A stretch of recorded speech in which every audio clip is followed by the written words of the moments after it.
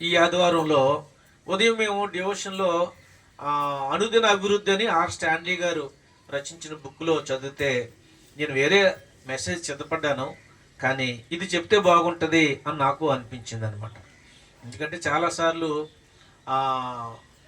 ముఖ్యంగా నాకు కోపం ఎక్కువ, కానీ అలా వాళ్ళ తర్వాత కోపడిపోయిన తర్వాత మళ్ళీ కోపం పడకూడదు కదా అని చెప్పేసి కంట్రోల్ చేసుకుంటారు.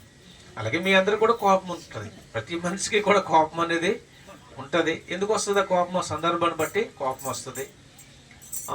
కోపం వస్తే నా కోపం వస్తే నేను మనిషిని కాదంటారు కొంతమంది, అంటే మనిషిలాగా ప్రవర్తించాలని అర్థం, అంతేనా?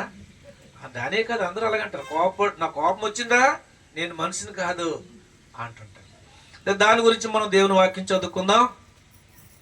ఆదికాండము ఆగ్రహము అపాయకరము. హెడ్డింగ్ ఏంటంటే ఆగ్రహము అపాయకరము అని టైటిల్ మీద మనము ఈరోజు ధ్యానం చేసుకుందాం. ఆదికాండము 4వ అధ్యాయము. ఎవరైనా మైకులో స్పష్టంగా చదవండి, 1 నుంచి 16 వచనాలు. తన భార్య అయిన అవ్వను కూడినప్పుడు ఆమె గర్భవతి అయి కయీను కని, యెహోవా దయ వలన నేను ఒక మనిషిని సంపాదించుకున్నానెను.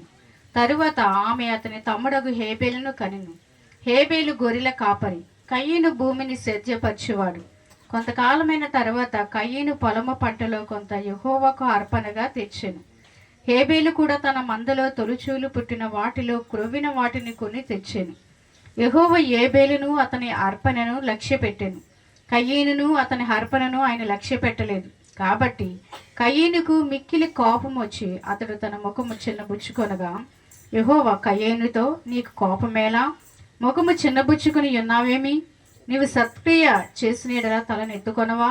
సత్క్రియ చేయని ఎడల వాకిట పాపం పొంచియుండును, నీ ఎడల దానికి వాంఛ కలుగును, నీవు దానిని ఏరదు అనెను. కయీను తన తమ్ముడైన హేబేలుతో మాట్లాడెను. వారు పొలములో ఉన్నప్పుడు కయీను తన తమ్ముడైన హేబేలు మీద పడి అతనిని చంపెను. యెహోవా, నీ తమ్ముడైన హేబేలు ఎక్కడున్నాడని కయీను అడగగా, అతడు, నేను ఎరుగను, నా తమ్మునికి నేను కావలివాడనా అన్ను. అప్పుడు ఆయన, నీవు చేసిన పని ఏమిటి? నీ తమ్ముని రక్తం యొక్క స్వరము నేలలో నుండి నాకు మొరపెట్టుచున్నది. కావున నీ తమ్ముని రక్తమును నీ చేతుల నుండి పుచ్చుకొనుటకు నోరు తెరిచిన ఈ నేల మీద ఉండకుండా నీవు శపింపబడిన వాడవు. నీవు నేలను సేద్యపరిచినప్పుడు అది తన సారమునిక మీదట నీకు ఇయ్యదు. నీ భూమి మీద దిగులుపడుచు దేశదెమ్మరవై ఇందువనెను. అందుకు కయీను, నా దోష శిక్ష నేను భరింపలేనంత గొప్పది. నేడు ఈ ప్రదేశం నుండి నన్ను వెళ్ళగొట్టిదివి. ఈ సన్నిధికి రాకుండా వెలివేయబడి దిగులుపడుచు భూమి మీద దేశదిమ్మరనై ఇందును. కావున నన్ను కనుగొనువాడెవడో వాడు నన్ను చంపునని యెహోవాతో అనెను. అందుకు యెహోవా అతనితో, కాబట్టి ఎవడైనను కయీనును చంపినడలా వానికి ప్రతిదండన 7 అంతలు కలుగుననెను. మరియు ఎవడైనను కయీనును కనుగొని అతనిని చంపక ఎండినట్లు యెహోవా అతనికి ఒక గుర్తు వేసెను. Praise the Lord. హల్లెలూయా. దేవుడు తన పరిశుద్ధ వాక్యాన్ని మన కొరకే దీవించును గాక. ఆమేన్. చిన్న ప్రార్థన చేసుకుందాం. మహాపరిశుద్ధుడు అయిన మా తండ్రి, జీవం గల దేవానికి స్తోత్రములు, వందనాలు చెల్లిస్తున్నాం. నీ వాక్యాన్ని మేము చదువుకున్నాం. చదవబడిన వాక్యంలో నుంచి కొన్ని నిమిషాలు మేము ధ్యానం చేసుకోవడానికి మీరు మాకు సహాయం చేయమని ప్రార్థన చేసుకుంటున్నాను. నాతోనూ మా అందరితో మీరు సూటిగా స్పష్టంగా మాట్లాడమని ప్రార్థిస్తున్నాను. మహిమ, ఘనత, ప్రభావాలు మీరే పొందుకోమని యేసు ప్రభు నామములో ప్రార్థించి స్తుతించి వేడుకొనుచున్నాము తండ్రి. ఆమేన్. హల్లెలూయా. అందరూ చెప్పండి హల్లెలూయా. దేవునికి స్తోత్రం. ప్రభునందు ప్రియమైన దేవుని సంగమా, ఇక్కడ మనం చదువుకున్న ఈ యొక్క వచనాల నుంచి, 16 వచనాల నుంచి ఎవరి గురించి రాయబడి ఉంది? కయీను గురించి, హేబేలు గురించి రాయబడి ఉంది. వాళ్ళిద్దరూ కూడా అన్నదమ్ములు. ఎవరి పిల్లలు? కయీను, హేబేలు ఎవరి పిల్లలు? ఆదాము, అవ్వ వాళ్ళ యొక్క పిల్లలు. అయితే ఈ మొట్టమొదటి జనరేషన్లోనే మనము చూస్తే ఇక్కడ వాళ్ళిద్దరిలో కూడా అన్నదమ్ముల్లో ఘర్షణ వచ్చింది. కొట్టుకున్నారు, తిట్టుకున్నారు, మొత్తానికి చంపేశాడు తమ్ముడిని. ఏం చేశాడు అన్నయ్య? చంపేసి భూమిలో పాతేశాడు. ఎంత భయంకరం అండి! ఆదిలోనే ఎంత భయంకరం. మరి ఇప్పుడు ఫస్ట్ మర్డర్ అక్కడే జరిగింది. మరి ఇప్పుడు ఎన్నో వేల సంవత్సరాలు అయిపోయింది, మరి టెక్నాలజీ పెరిగింది, ఇప్పుడు ఎలా జరుగుతున్నాయి మరణాలు, మర్డర్లు చాలా ఘోరంగా జరుగుతున్నాయి. దీనికి కారణం ఏంటి? కోపము. పాపము. కోపం ఏంటంట? పాపం. సరే, ఈ కోపము ఎందుకు వస్తుంది? కోపం ఎందుకు వస్తుంది అన్న? మనకు నచ్చిన పనులు చేసినప్పుడు కోపం వస్తుంది. కోపం చాలా కారణాలు ఉన్నాయి రావడానికి కారణం. సరే, ఇక్కడ కోపం రావడానికి కారణం ఏంటంటే అసూయ అన్నమాట. అసూయ వచ్చింది, అసూయను బట్టి కోపం వచ్చింది. ఏంటి తమ్ముడి మీదకి ఎందుకు అసూయ వచ్చింది? అర్పణ దేవుడు హేబేలు అర్పణ దేవుడు అంగీకరించాడు, బ్లెస్ చేశాడు. కయ్యను అర్పణ దేవుడు అంగీకరించలేదు. అందుకు తమ్ముడి మీద అసూయపడ్డాడు. నిన్ను దేవుడు దీవించాడు అంటే నువ్వు బాగుపడ్డావు, ఆయన బాగుపడ్డావు, ఈయనకి అన్నదమ్ముడే ఇష్టం లేదు. అసూయ పడిపోయాడు అనమాట. అసూయ పడిపోవడం వల్ల కోపడిపోయాడు. అసలు చేసింది పాపం హేబేలు ఏం చేశాడు? దేవుడు దీవించాడు. ప్రభువా, నన్ను ఎందుకు దీవించలేదు? నా తమ్ముడు దీవించావు, నాలో ఏం లోటు ఉంది, ఏం పొరపాటు ఉంది, ప్రభువా నేను సరి చేసుకుంటాను అని దేవుని ఎదుట కన్నీరు కాచి ప్రార్థన చేస్తే దేవుడే అతను సరి చేసును. దేవుడే మరలా అతన్ని తప్పు తెలుసుకున్నాడు కాబట్టి మళ్ళీ బ్లెస్ చేసును. కానీ అలా చేసుకోలేదు. అసూయ పడిపోయాడు, దాంతో కోపడిపోయాడు, కొట్టాడు, తిట్టాడు. ఇంకా ఆ కోపం చల్లారలేదు, మొత్తానికి చంపేశాడు. అప్పుడు తన కోపం చల్లారేది. అయితే చంపేసి భూమిలో పాతేస్తే ఆ హేబేలు యొక్క రక్తం భూమిలోంచి మొరపెడుతుందంట. హేబేలు యొక్క రక్తం భూమిలోంచి మొరపెడతా ఉంది. రక్తం మాట్లాడుతుందా? అవును, రక్తమే ప్రాణం. కోడిని కోసేసి సరిగానే అది ఏం చేస్తుంది? అలా గిలగిల పెంచుకొని అలా ఆ పేక అని అంటుంటుంది. ప్రియదేని బిడ్డలారా, అయితే దేవుడు ఆ మొర ఆలకించాడండి. రక్తం భూమిలోంచి మొర పెడితే ఆ మొర ఆలకించాడు.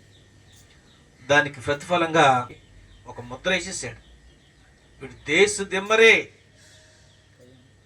అయితే అతను అనుకుంటున్నాడు నేను చచ్చిపోతాను అనుకుంటున్నాడు. నీకు అంత పేరు సాగు వస్తే ఎలా అవుతుంది? సాగు రావడానికి ఏం లేదు. నువ్వు బ్రతుకుంటుండగా నీ పనిష్మెంట్ భూమి మీద అనుభవించాల అని చెప్పి భయంకరమైన శాపానికి కయ్యను ఇప్పుడు కూడా చెప్పుకుంటున్నాం, గురైపోయినట్టుగా మనము చూసుకుంటా ఉన్నాం. ప్రియులారా, యాకోబు రాసిన పత్రికలో, కొత్త నిబంధనలో యాకోబు రాసిన పత్రికలో 1వ అధ్యాయం 20వ వచనం చదవండి ఫాస్ట్గా బైబిల్ తీసిన వాళ్ళు. ఎందుకనగా నరుని కోపము దేవుని నీతిని నెరవేర్చదు. చాలు. ఇక్కడ నరుని కోపము దేవుని నీతిని నెరవేర్చదు. యాకోబు చెప్తున్నాడు, తన పత్రికలో రాస్తున్నాడు. పిల్లరా, మన కోపం పడిపోతే అది దేవునికి సంతోషం కాదు. ఆ కోపం వల్ల చాలా అనర్థాలు వస్తాయి, చాలా నష్టాలు సరి చేసుకోవాల్సి వస్తుంది, చాలా కీడు అనుభవిస్తాం. నరుని కోపము యెహోవా లేక దేవుని యొక్క నీతిని నెరవేర్చదు. కోపంతో మనం ఏమీ సాధించలేం. మన ప్రభు ప్రేమతో ప్రపంచాన్ని గెలిచాడు. దేవుని స్తోత్రం చెప్పండి, హల్లెలూయా. ఆయన ప్రేమ గలవాడు కాబట్టి ఆయన కొట్టిన, తిట్టిన, గెడ్డం పెరికేసిన, శిలువ మీద ఎన్నో చిత్రహింసలు పెట్టిన ప్రేమతో మాట్లాడాడు. ప్రేమతోనే ఈ ప్రపంచాన్ని జయించాడు. ప్రేమతో మనం ఏదైనా చేయగలం, కానీ కోపంతో మనం ఏమీ సాధించలేం. కోపడిపోయి మనం అరిసేసి లేక కేకలు వేసేస్తే మనలో ఉన్న ఆ ఉద్రేకం బయటపడిపోద్ది. పలానా మనిషి ఇలాంటి వాడు అనుకోవడం తప్ప మనం ఏమి సాధించలేము. రిజల్ట్ ఏమొచ్చింది అంటే నథింగ్, ఏమీ రాలేదు. ఇంకా దాన్ని బట్టి ఇక్కడ నష్టమే వస్తుంది, కానీ మేలేమీ జరగదు అనేది మనము చూస్తున్నాం. పిల్లలు, ఈ సంవత్సరము అంతానికి వచ్చేసాం, ఆఖరి ఆదివారంలో ఉన్నాం. సంవత్సరం అంతట్లో ఎన్నిసార్లు కోపడ్డామో గుర్తుందా? మనకు గుర్తుండే ఉండదు. చాలాసార్లు కోపడి ఉంటాం, చాలాసార్లు ఇతరుల కోపం వల్ల వచ్చే దూషణ మాటల ద్వారా దూషించుంటాం. అయితే దానివల్ల దేవునికి మహిమ రాదు. దేవుని నీతిని నెరవేర్చదు.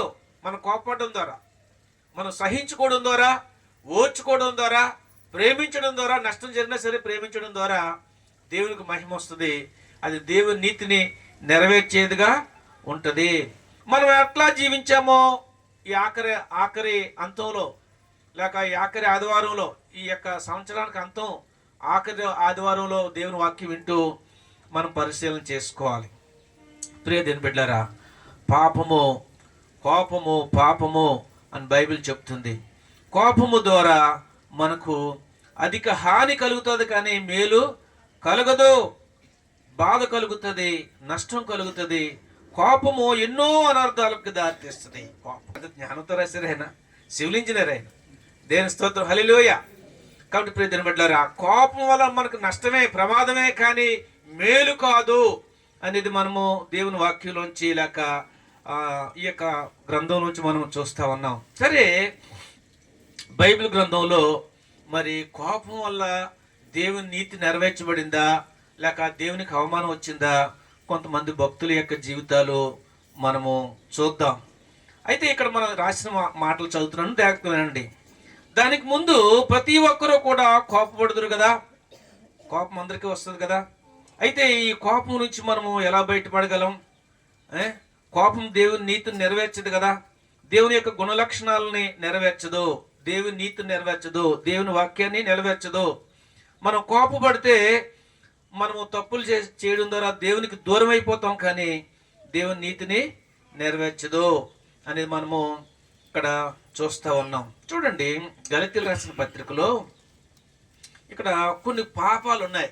5వ అధ్యాయంలో 19 నుంచి చదివితే 21 వరకు భయంకరమైన పాపాలు ఉన్నాయి. శరీర కార్యాలు స్పష్టమై ఉన్నవి. అవి ఏవనగా జారత్వము, అపవిత్రత, విగ్రహారాధన, అభిచారము, ద్వేషములు, కలహములు, మత్సరములు, క్రోధములు, కక్షలు, భేదములు, విమతములు, అసూయలు, మత్తతులు, అల్లరితో కూడిన ఆటపాటలు మొదలైనవి అని చెప్తూ వీటిని చెప్పిన ప్రకారం ఇట్టి వాటిని చేయువారు దేవుని రాజ్యమును స్వతంత్రించుకొననేరరు అని మీతో స్పష్టముగా చెప్పుచున్నాను అని చెప్తా ఉన్నాడు. ప్రియులారా, ఇక్కడ మనము ఇవన్నీ కూడా శరీర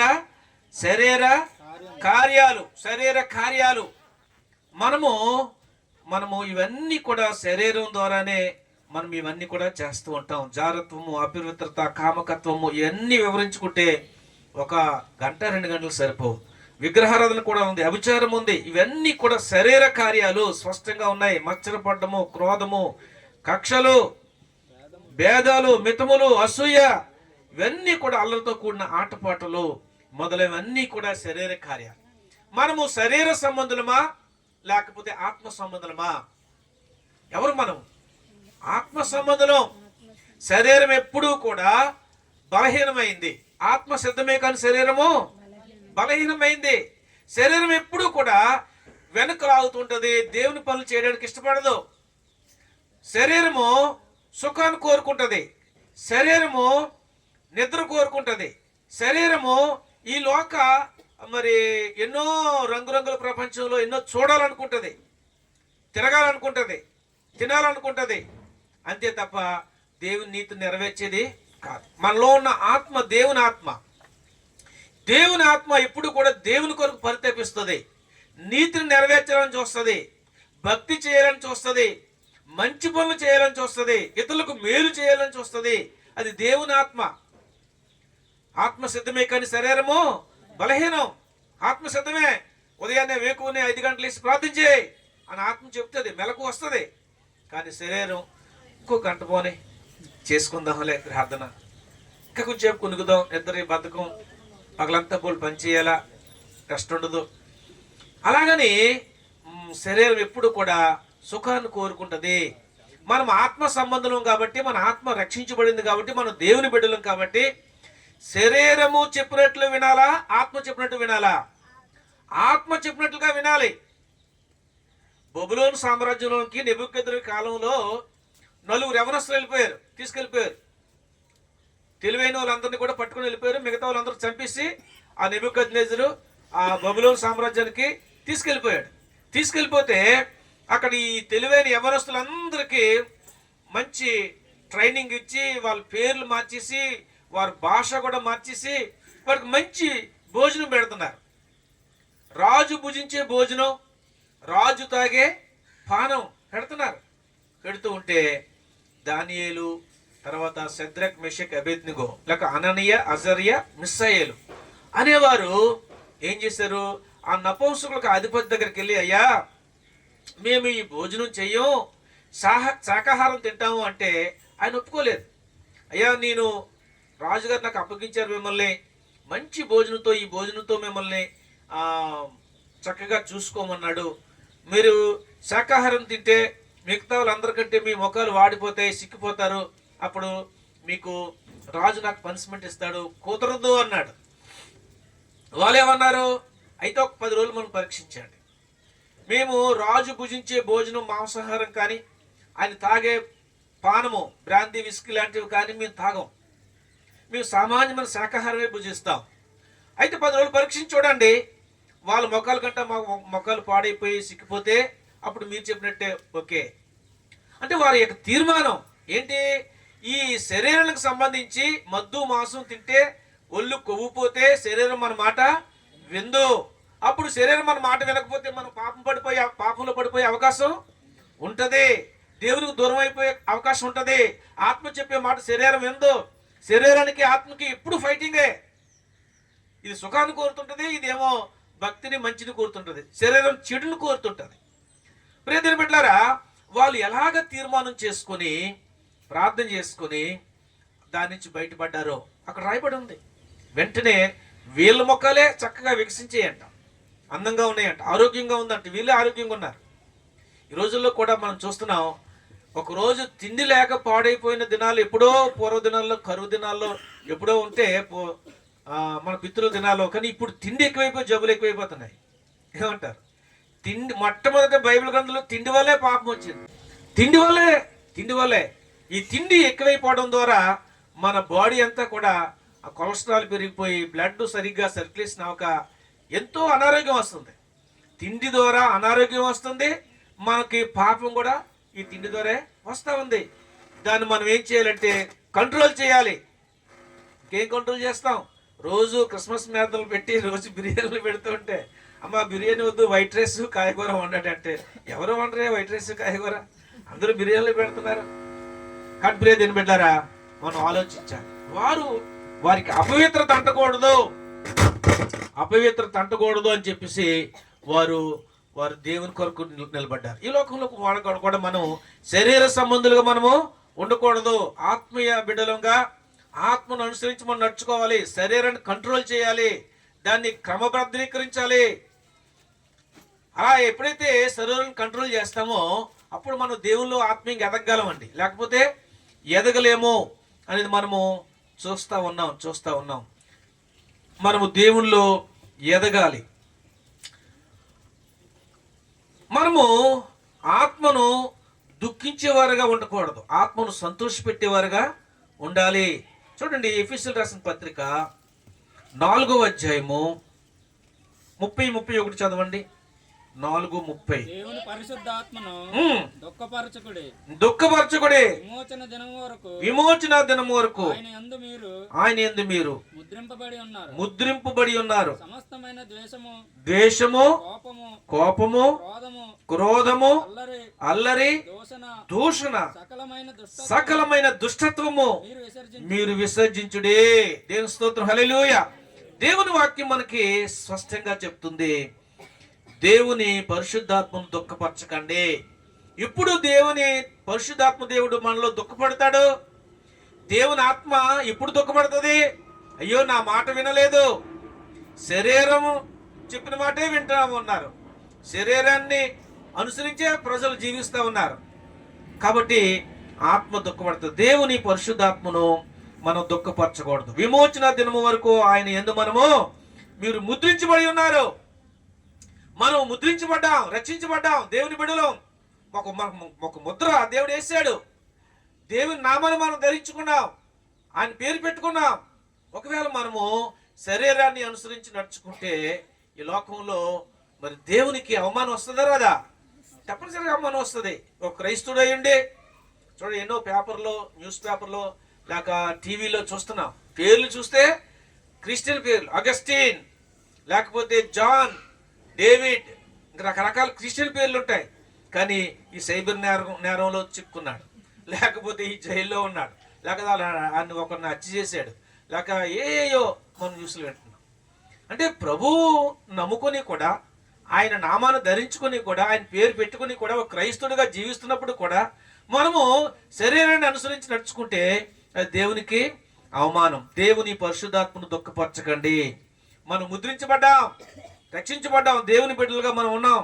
అందుకే ఇక్కడ 31వ వచనం అంటున్నాడు, సమస్తమైన ద్వేషము, కోపము, క్రోధము, అల్లరి, దూషణ, సకలమైన దుష్టత్వము మీరు విసర్జించండి. విసర్జించండి, దుష్టత్వాన్ని విసర్జించండి. దాన్ని మనము విసర్జించాలి. దాన్ని మనమే సాధన చేసుకొని మనం కోపంతో వచ్చే ఆ మాటలు, దూషణ మాటలు మనం విడిచిపెట్టాలి. క్రోధము, కోపము ఇవన్నీ కూడా దేవునికి ఇష్టం లేనివి మనము విడిచిపెట్టాలి. ఎందుకంటే మనం దేవుని బిడ్డలం కాబట్టి అలా జీవిద్దాం. మరి కోపం ద్వారా ఎన్నో అనర్థాలు, శపించబడడం, లేకపోతే హత్యకు గురైపోవడం, హత్యకు కారణం కూడా అదే. మనం చదువుకున్న చూడండి, ఆది కాండంలో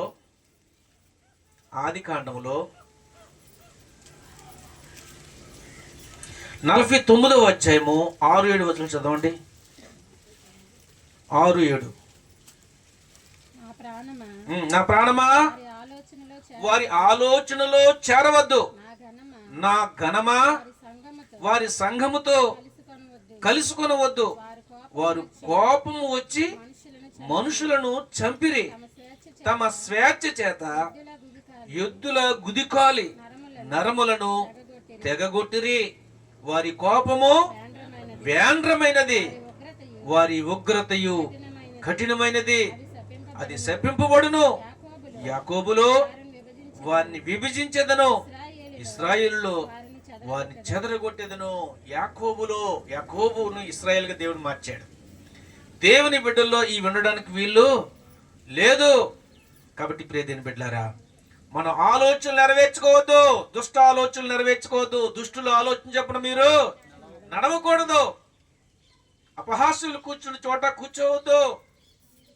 మనము దేవుని ఆత్మచేత నింపబడి ఆత్మానుసారంగా మనం జీవించాలని దేవుని వాక్యం మనకి సెలవిస్తా ఉంది. మనము ఇతరులు కోప్పడినప్పుడు సమాధానంగా ఉండాలి. అలాగే మనకు కూడా కొన్ని పరిస్థితులు బట్టి కోపం వచ్చినప్పుడు కంట్రోల్ చేసుకోవాలి, దాన్ని దిగమింగాలి. ప్రియ దేవుని బిడ్డలారా, మనము కోపాన్ని నెరవేర్చేవారుగా ఉండకూడదు, కానీ దేవుని నెరవేర్చేవారుగా, దుష్టత్వం నెరవేర్చేవారుగా ఉండకూడదు, కానీ దేవుని నెరవేర్చేవారుగా మనము ఉండాలి. సరే, మరొక పేజీలో మనం చదివితే గర్వము, అతిశయము మరియు అసూయ అనునవి కోపం వల్ల వచ్చును. కొన్ని కారణాలు ఏంటి? కోపం ద్వారా ఏంటి వస్తాయట? గర్వం వస్తుందట, తర్వాత అసూయ వస్తుందట, అలాగనే అతిశయం వస్తుంది. ఇవన్నీ కూడా కారణాలు. ప్రవక్త అయిన ఎలీషా యోర్దాను నదికి స్నానానికి ఎలీషా ఒక మాట చెప్పాడు. ఏం చెప్పాడు? ఎలీషా యోర్దాను నదికి వెళ్ళి స్నానం చేసి ఆ నదిలో శుద్ధుడివి కొమ్ము అన్నాడు. అయితే అక్కడికి వచ్చిన వ్యక్తి ఎవరు? 2 రాజుల గ్రంథంలో 5వ అధ్యాయంలో ఉంటది. సిరియా సైన్యాధిపతి అయిన నయమాను. చదవండి 2వ రాజుల గ్రంథము. ఎలీషా, నీవు యోర్దాను నదికి పోయి 7 మారులు స్నానము చేయుము, నీ ఒళ్ళు మరలా బాగై శుద్ధుడు వగుదు అని అతనితో చెప్పుటకు ఒక దూతను పంపెను. అందుకు నయమాను కోపము తెచ్చుకొని తిరిగిపోయి ఇట్లనెను, అతడు నా యొద్దకు వచ్చి నిలిచి తన దేవుడైన యెహోవా నామమును బట్టి తన చెయ్యి తన చెయ్యి రోగముగా ఉన్న స్థలం మీద ఆడించి కుష్ఠరోగం కుష్ఠరోగమును మాన్పునని నేను అనుకుంటేనే చాలు. ఈ సన్నివేశం మనకు తెలుసు. అంటే ఆ సిరియా సైన్యాధిపతి అయిన నయమాన్ ఉన్నాడు. ఆయనకి ఏంటి? కుష్టి వ్యాధి. సైన్యాధిపతి, పరాక్రమవంతుడు. కానీ ఇంటికి వచ్చేసరికి చాలా అసహ్యం. బట్టలన్నీ తీసేసి షార్ట్ వేసుకొని లింగి కట్టుకొని ఉంటే చేతులు గ్లౌజ్లో వేసుకుంటాడు, మంచి అంతా వాళ్ళు కవర్ అవుతుంది కానీ బాగుంటాడు సూర్యాది వేసుకొని. కానీ ఇంటికి వచ్చేసరికి చాలా భయంకరమైన దుర్వాసన. ఈ కుష్టి పుళ్ళు రస్సులు కారుతూ ఉంటే భయంకరంగా చిత్రహింసలు అనుభవిస్తున్నాడు. అయితే తన ఇంట్లో పనిచేస్తా ఉంది ఒక చిన్నది. ఆమె పేరు ఏం పేరమ్మా? పేరు రాయబడలేదు. ఇస్రాయేల్ చిన్నది అని ఉంది. ఇస్రాయేల్ దేశం నుంచి తీసుకుని వచ్చారు పనికి. ఆ ఇంట్లో పని పిల్లగా పెట్టుకున్నారు. వాళ్ళ అంటలు తోముతుంది, ఇల్లు గుమ్మలు తొడుగుతుంది, అన్ని కూడా వాష్ చేస్తుంది, బట్టలు చక్కగా పని చేస్తుంది. ఆ అమ్మాయి చూసి అమ్మాయి ఏమన్నది అమ్మాయి తన యజమానుడితో అన్నది, అయ్యా మా దేశంలో ఒక ప్రవక్త ఉన్నాడు, ఆ ప్రవక్త ప్రార్థన చేస్తే నీకు కుష్ఠరోగం పోతుంది అని చెప్పింది. అదే సువార్త. సరే బాగుంది, ఎన్నెన్నో మందులు వాడాడు, తగ్గట్లేదు ఈ కుష్టి వ్యాధి. బయట చాలా పేరుంది కానీ ఈ కుష్టి వ్యాధి నుంచి కూలిపోతా ఉన్నాడు. అప్పుడు వెళ్ళాడు, ఇశ్రాయేల్ దేశానికి వెళ్ళాడు. ఎక్కడికి వెళ్ళాడు? ప్రవక్త దగ్గరికి వెళ్ళలేదు. ఎక్కడికి వెళ్ళాడు? ఇశ్రాయేల్ రాజు దగ్గరికి వెళ్ళాడు. రాజు దగ్గరికి వెళ్ళి, ఏమండి నా ఈ కుష్ఠరోగిని రోగాన్ని మీరు బాగు చేయాలా? మీరు బాగు చేస్తారంట కదా, మీ దేశస్తులు బాగు చేస్తారట, బాగు చేయండి అంటే ఆయన బట్టలు చింపుకుంటున్నాడంట. ఎందుకు బట్టలు చింపుకుంటున్నాడు? అమ్మా వింటున్నారా సోలమ్మ గారు? ఎందుకు బట్టలు చింపుకుంటున్నాడు రాజు? అయ్యో ఎంత భయంకరము! మా దేశం మీదకి యుద్ధానికి రావడం కొరకు ఏ తప్పు లేక ఇది నన్ను బాగు చేయండి అంటున్నాడు. ఎవరైనా మేము కుష్ఠరోగులు ఎవరైనా బాగు చేయగలరా? అంటే ఈ వంకని మా మీదకి యుద్ధానికి వచ్చి మా దేశాన్ని దోసుకోవడానికి లేక మమ్మల్ని జయించడానికి ఈ సైన్యాధిపతి వచ్చాడు అని బట్టలు సింపుకొని నెత్తు నోరు కొట్టుకుని ఏడుస్తున్నాడు రాజు. చూసారా, ఇశ్రాయేల్ రాజుకే వాళ్ళ దేశంలో ప్రవక్త ఉన్నాడు, ఆయన ప్రార్థన చేస్తే బాగుపడతాడన్న సంగతి తెలియలేదు. అప్పుడు అక్కడున్న సైన్యంలో ఒక ఆయన చెప్పాడు, లేదండి ఎలీషా ప్రవక్త ఉన్నాడు, అక్కడి దగ్గరికి వెళ్తే ఆయన బాగు చేస్తాడండి, చాలా మంది బాగుపడ్డారు అని చెప్పినప్పుడు వెంటనే అతని దగ్గర పంపించాడు. గుర్రాల మీద రౌతుల మీద అక్కడికి వెళ్ళాడు. ఆ ఎలీషాది చిన్న పూర్పాకలాగా ఉంది ఆ ఊర్లో. సరే రోడ్డు మీద ఆగి మంచం ఇంకో గుర్రాలు దెక్కుంటేనే కబురు పెట్టాడు. అది ఎలీషా ఇంట్లో ఉన్నాడు. అయ్యా ఇలాగ వచ్చారు పలానా దగ్గర నుంచి, ఏంటి సంగతి అంటే ఇది సంగతి, ఆయన కుష్ఠరోగం ఉందంట, ప్రార్థన చేస్తే మీరు బాగు చేస్తారని వచ్చాడండి అంటే అప్పుడు ఆయన అన్నాడు, ఇంట్లోంచి బయటకు రాకుండానే పనుడితో పంపించాడు కబురు. ఏమని? మీరు యోర్దాన్ నదికి వెళ్ళి 7 సార్లు మునిగితే నీ కుష్ఠరోగం పోతుంది, పసిపిల్ల దేహంలో అయిపోద్ది, వెళ్ళు అంటే ఆడికి మహా కోపం వచ్చేసిందని ఇప్పుడు మనం చదువుకున్నాం కదా. అందుకు నయమాను కోపము తెచ్చుకొని తిరిగిపోయి ఇట్లనను అతడు నా యొద్దకు వచ్చి, అతను ఏమనుకున్నాడట, ఆ పాస్టర్ గారు నా దగ్గరికి వచ్చి ఇలా కొమ్మలయ్యల్లా ఊపి యేసు నామములో స్వస్థత పొందు, యేసు నామములో పడిపోవాలని తోసేస్తే అప్పుడు నేను బాగుపడతాను అనుకున్నా. అలాగే ఏం చేయలేదు, ఇంట్లోంచి బయటికి వెళ్ళదైనా వెళ్ళి యోర్దాను నదిలో మునగమంటున్నాడు. మా దేశంలో నదులు లేవా? దమస్కు నదులు ఉన్నాయి, పుష్కలమైన మంచి నీరు. ఇదేంటి యోర్దాను నది కులికాలలో ఉంటది, మన చాకలగడ్డ నీరు ఎలా ఉంటది కులికాల. ఆ యోర్దాను నదిలోంచి చచ్చిపోయిన శవాలై కొట్టుకొస్తాయంట. మా దేశంలో బ్రహ్మాండమైన నదులు ఉన్నాయి, దమస్కు నదులు ఉన్నాయి, తిరిగిపోదామని చెప్పేసి మంచి రౌద్రంతో కోపంతో మండి పడిపోయి రథాలు తిప్పాడమాట. రథం వెళ్ళి తిప్పి దౌట్లేంచి వెళ్ళిపోదాం అనుకుంటున్నాడు. ఆ రథం మీద మరొక చిన్నోడు ఉన్నాడు, పనోడు. అయ్యా ఆ పాస్టర్ గారు ఏమన్నారు, నిన్ను వెండి బంగారాలు ఏమన్నారా, లేక నీ ఇంటిని నీ బ్యాంక్ బ్యాలెన్స్ ఏమని అడిగారా? ఆ నదిలో మునిగి శుద్ధుడు కమ్ము అన్నారు.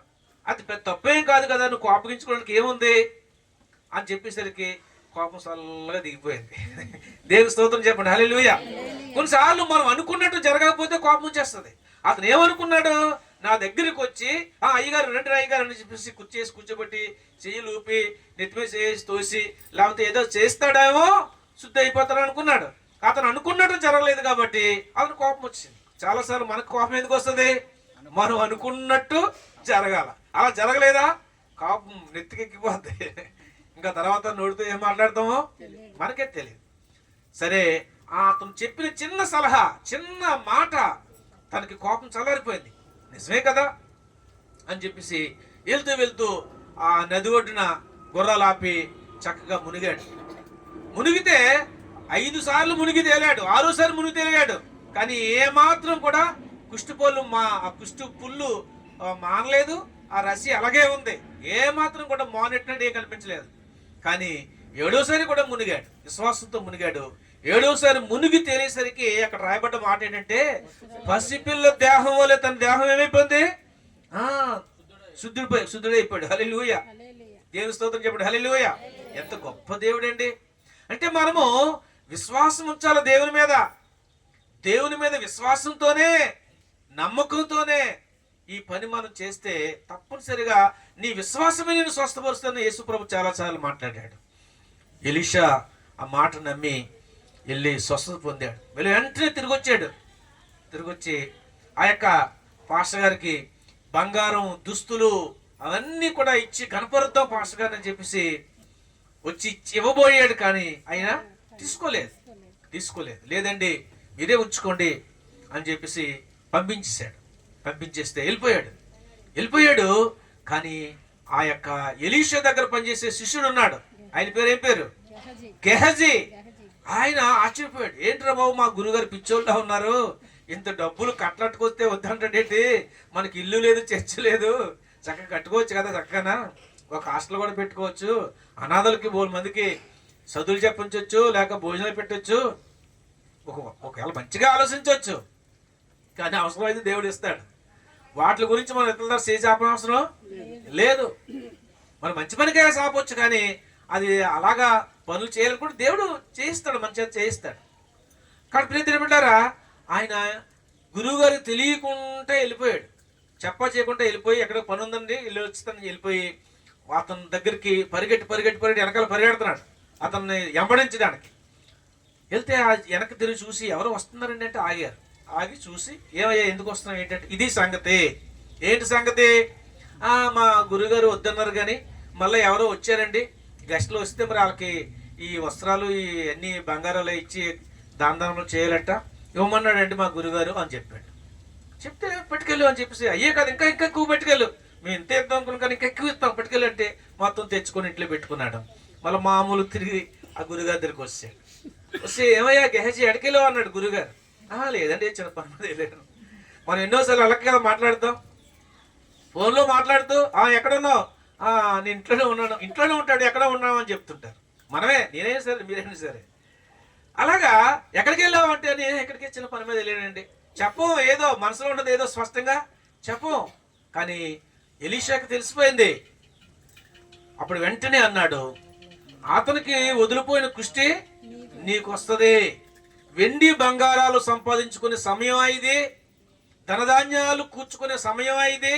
ఒకవేళ దేవుడు కావాలనుకుంటే మనకి ఇస్తాడు, కానీ ఎందుకు ఏం చేసుకుంటావు? ఆ వెండిని, బంగారాన్ని, ఆ ధనాన్ని, ఆ డబ్బుని, భూములు, పుట్టలు ఏం చేసుకుంటావు? అవన్నీ అనుభవించు, ఈ కృష్ణని కూడా అనుభవించు. దాంతో పాటు వెంటనే కృష్ణ వచ్చేసిందండి. ఆశ్చర్యం.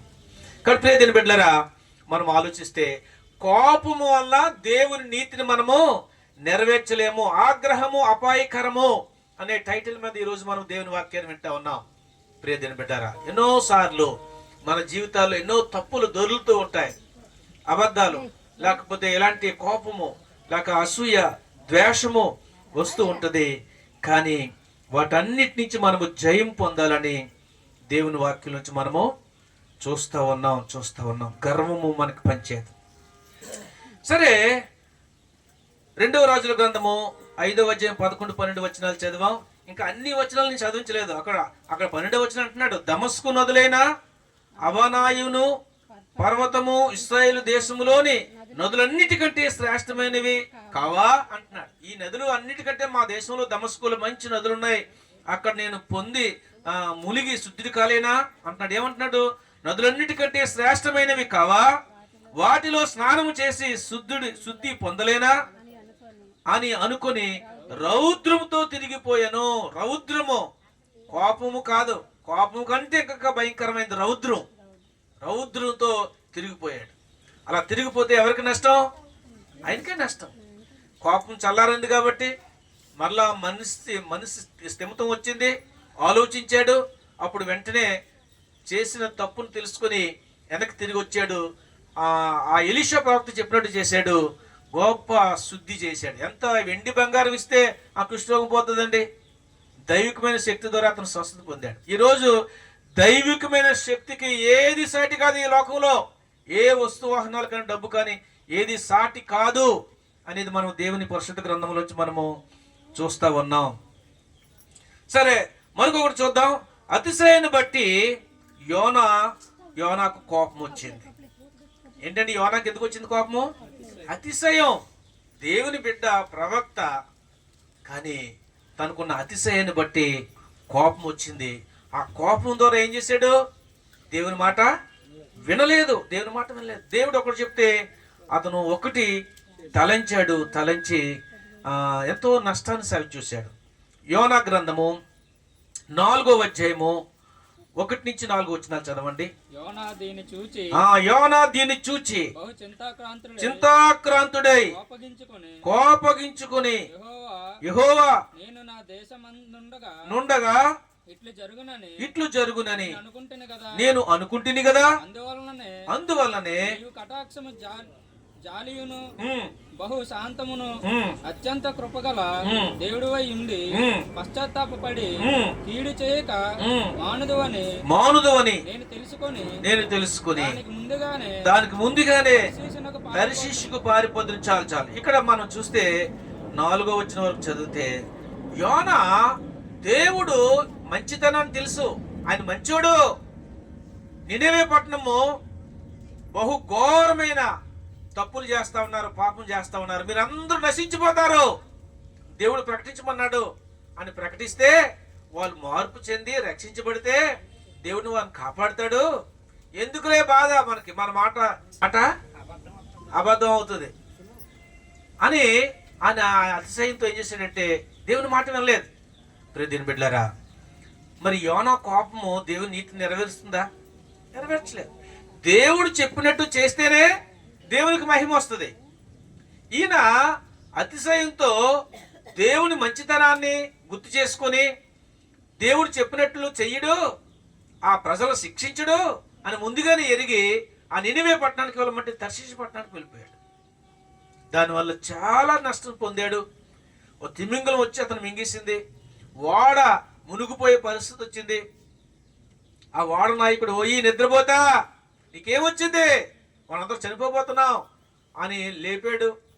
అయితే ఆయన చెప్పాడు, నీ సృష్టికర్త అయిన దేవుని బిడ్డను, ఆయన మాట వెనుకే ఈ యొక్క తుఫాను ఉపద్రవం వచ్చింది అని చెప్పినప్పుడు అందరూ భయపడిపోయారు. మొత్తానికి యోనా కడుపులో ఉండి ఆయన మారు మనసు పొంది నేను చేసిన తప్పు అని గ్రహించి ఆ యొక్క హృదయంలోనే మనసు ఆ యొక్క కడుపులోనే పశ్చాత్తాపడితే దేవుడు వెంటనే ఆ తిమింగులానికి ఆజ్ఞ ఇచ్చి ఒడ్డును కక్కమని చెప్పాడు. తర్వాత అతడు శుద్ధి చేసుకుని నినివే పట్టణానికి వెళ్ళి దేవుడు ప్రకటించమన్నట్లు ఆయన ప్రకటించాడు. వెంటనే ఏం జరిగింది అక్కడ? నినివే పట్టణస్థులు బహు హేయమైన పనులు చేస్తున్నారు, దేవునికి ఇష్టం లేకుండా జీవిస్తున్నారు. కానీ ఆ దేవుని వాక్యాన్ని విని వెంటనే మారు మనసు పొందారు. రాజు మొదలుకొని దాసి మొదలుకొని రాజు వరకు కూడా వారందరూ ఉపవాసాలు ఉన్నారు, గోనుబట్టు కట్టుకున్నారు. పశువులకి కూడా మేత వేయకుండా ఉపవాసం ఉండి ప్రార్థన చేసి వాళ్ళు ఉపవాసం ప్రార్థన చేశారు. అద్భుతంగా దేవుడు ఏం చేశాడు? గొప్ప కార్యం చేసి ఆ పట్టణాన్ని అంతటిని కూడా రక్షించాడు. దేవునికి స్తోత్రం చెప్పండి, హల్లెలూయా. కాబట్టి ప్రియ దిన బిడ్డని ముగించేస్తున్నాను, టైం అయిపోయింది. ఇంకా చాలా మంది భక్తుల యొక్క ఉదాహరణలు ఉన్నాయి, కానీ మనం ఆలోచిస్తే మనము కోపపడ్డ వల్ల దేవుని నీతిని నెరవేర్చలేము. మనము స్థిమితంగా ఉండి ప్రశాంతంగా ఉండి సహించుకుని ఓర్చుకుని మనకు కష్టమైన నష్టమైన దేవునికి మొరపెట్టుకుంటే దేవుడు మన నష్టానికి రెట్టింపు ఆశీర్వాదం ఇస్తాడు. ఇస్తాడేవిడా? ఖచ్చితంగా ఇస్తాడు. మనం అలాగ సాత్వికంతోనే, ప్రేమతోనే, దీన మనసుతోనే మనము దేవుని యొక్క అభిషేకాన్ని పొందుకుందాం. అలాగే ప్రజల యొక్క ఆశీర్వాదాలు కూడా మనము పొందుకుందాం. దేవుడి మాటలు మన కొరకే దీవించునుగాక. ఆమేన్.